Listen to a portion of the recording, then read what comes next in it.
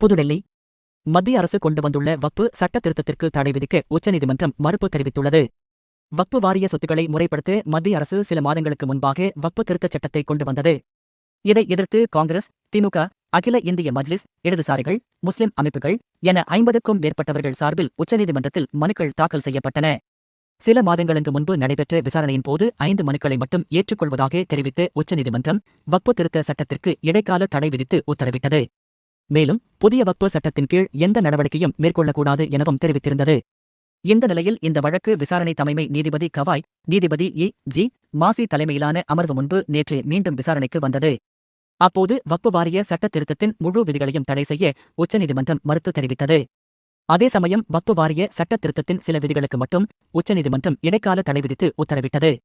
வக்பு திருத்தச் சட்டம் 2025 இல் ஒருவர் வக்பு வாரியத்திற்கு சொத்தை நன்கொடையளிக்க 5 ஆண்டுகள் இஸ்லாம் மதத்தை பின்பற்றி இருக்க வேண்டும் என்ற விதியை உச்சநீதிமன்றம் நிறுத்தி வைத்துள்ளது. ஒருவர் இஸ்லாம் மதத்தை பின்பற்றுபவரா என்பதை தீர்மானிப்பதற்கான விதிகள் வகுக்கப்படும் வரை இந்த விதி நிறுத்தி வைக்கப்படுவதாகவும் உச்சநீதிமன்றம் தமது உத்தரவில் தெரிவித்துள்ளது. தொடர்ந்து வக்பு என அறிவிக்கப்பட்ட சொத்து அரசாங்க சொத்தா என்பதை தீர்மானித்து உத்தரவுகளை பிறப்பிக்கும் அதிகாரத்தை மாவட்ட ஆட்சியருக்கு வழங்கும் முடிவும் நிறுத்தி வைக்கப்பட்டுள்ளது.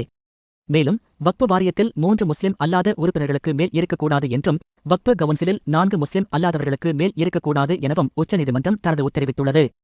இந்த உத்தரவை முதல்வர் ஸ்டாலின் வரவேற்றுள்ளார் என்பது குறிப்பிடத்தக்கது.